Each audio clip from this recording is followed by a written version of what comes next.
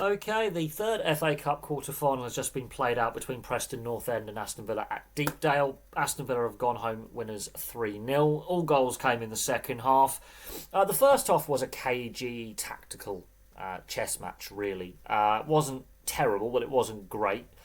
Preston defended very, very well. They had lengthy spells without the ball. They limited Aston Villa to mostly free kicks from outside the box for opportunities.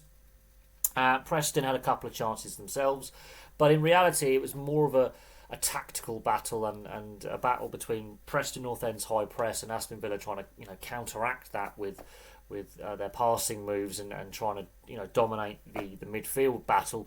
And so really the first half there wasn't quite the intensity level you would expect, but again, another game that could potentially have been a little bit disrupted by the international break in regards to player freshness and energy levels, because the three quarterfinals I've watched so far, you can definitely see there's a fatigue factor in there, and I think the international break and the travel that the players have had has got to have an impact on that. However, Preston, with so much possession, Aston Villa's were doing a lot of defending, and that told in the second half, where Aston Villa, their fitness and their quality level ratcheted it up, and they score 3 goals after half time. 2 of them to Marcus Rashford. He finally gets on the score sheet as a Villa player, and the confidence which he takes the first goal and then his penalty as well shows that he's much happier at Aston Villa and at Villa Park than at Manchester United and Old Trafford. There's less spotlight on him at Aston Villa. He's playing in a much more confident team, a much happier environment, and that's how his goals sort of seem. He's been knocking on the door with opportunities. He's forced a lot of good saves out of keepers in recent weeks. He has created for other players. He's had a lot of assists in recent weeks, but it's nice to see Marcus Rashford finally back on the score sheet. His first goal, it's a team goal, and he just finishes it off with a tap in, and it's his move in the box. There's no one near him, and it is an easy tap in. All the defenders are drawn to the player in possession, so the ball comes in, and he's ghosted into the box with a very well timed run as well. He does have that timing, was missing when he first came to Villa. He's obviously built that confidence back up. It's a nice gentle tap in, and it's a nice confident goal. He didn't over celebrate it, but you could see there was happiness on his face.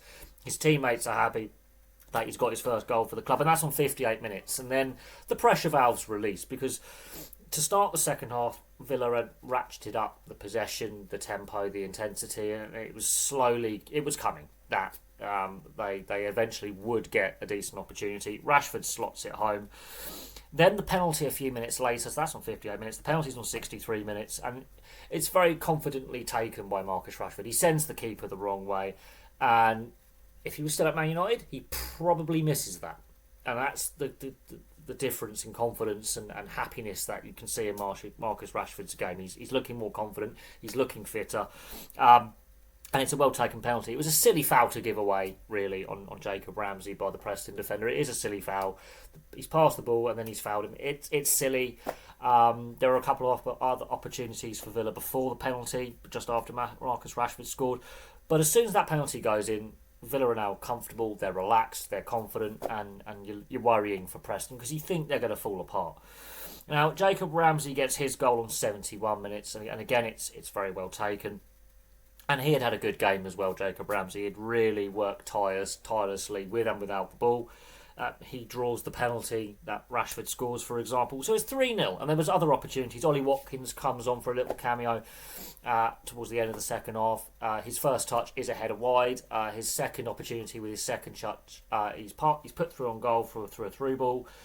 Stretches the defence. He's beaten the keeper, but he beats the post. So Ollie Watkins had a couple of chances. It could and should have potentially been more. I think that would have been harsh on Preston. But Preston had run out of steam by the end. They had defended a lot. Goal scoring has proven to be a bit of a problem for Preston. They don't score a lot of goals. They don't concede a lot of goals. There's a lot of draws with Preston games, especially at Deepdale. And that lack of goal scoring, I think, told a little bit for Preston as well. They didn't carry enough of a threat at the other end of the field. They didn't create enough at the other end of the field when they did have the ball. And towards the end, I think Villa were comfortable. They were pushing for a fourth or a fifth. The pressure valve was released. They're through to a semi-final. Rashford's got on the score sheet now, which I think is important. I think he can carry that forward into the league as well in midweek. They've got the Champions League quarter-final against PSG coming up. This is a team which Unai Emery has definitely rebuilt the confidence, and the trajectory of the side is upwards. And it will be refreshing to see a different winner of the FA Cup this season, and a different name. I mean, Villa haven't won it for a very long time. For example, Nottingham Forest have only won it, I think, the once. Palace have never won it, and the final quarterfinals between Bournemouth, who've never won the FA Cup, and Manchester City, who've won it a fair few times. But it's nice to see different, clubs challenging for silverware. Look at Newcastle the other week winning the League Cup final. It is refreshing, and it's the sign of a healthy league. So there we go. Villa, comfortable winners over Preston North End. AFC Bournemouth and Manchester City is the final quarter-final, which kicks off in about an hour's time, and we will be looking forward to that. Manchester City look vulnerable, and Bournemouth at home are no easy task, and they could quite easily... it wouldn't be an upset, really. It's a very even contest, and Bournemouth should not be discounted for causing, getting that win. So it could be a very interesting contest on the South Coast. So from me for now, thank you very much for watching. I will have a match review of AFC Bournemouth versus Manchester City in a couple of hours. But from me for now, thank you very much, and I will have some more content for you all very, very soon.